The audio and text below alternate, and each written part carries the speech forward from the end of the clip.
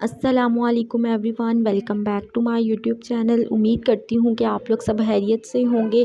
तो आज हम बात करेंगे डी मैक्स ड्रॉप्स के बारे में। ये ड्रॉप्स जो हैं बच्चों में यूज़ होते हैं। ये विटामिन D3 इसमें एक्टिव इंग्रेडिएंट है।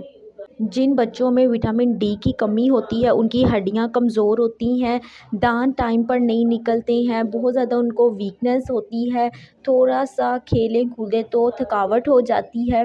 और वो बच्चे जिनकी माएँ ड्यूरिंग प्रेगनेंसी जो है उनकी डाइट ठीक नहीं रहती है, सप्लीमेंट्स का यूज़ नहीं करती है, उन बच्चों में भी विटामिन डी की कमी होती है।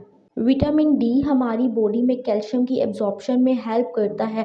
अगर बॉडी में विटामिन डी नहीं होगा तो कैल्शियम की एब्जॉर्प्शन नहीं होगी, बोन्स जिसकी वजह से वीक होंगी, बच्चों में रिकेट्स होने के भी चांसेस होते हैं। इस कंडीशन में होता कुछ यूँ है कि बच्चों की हड्डियाँ जो हैं वो टेढ़ी होना स्टार्ट हो जाती हैं। सो विटामिन डी जो है हमारे लिए बहुत ज़्यादा ज़रूरी है। इवन बच्चे हों या बड़े हों, अगर बड़ों में इसकी कमी हो तो कमर में दर्द होना, थकावट होना, हड्डियों में दर्द होना और भी बहुत से मसाइल का सामना करना पड़ता है। विटामिन डी का हम सोर्स सन भी है। सनलाइट से भी हमें विटामिन डी मिलता है। अगर उससे पूरी ना हो कमी तो फिर हम सप्लीमेंट्स या ड्रॉप्स या टैबलेट्स का यूज़ करते हैं। अगर किसी न्यूबॉर्न बेबी को विटामिन डी की कमी है तो डी मैक्स विटामिन D3 बहुत ज़्यादा यूज़ होने वाले ड्रॉप्स हैं।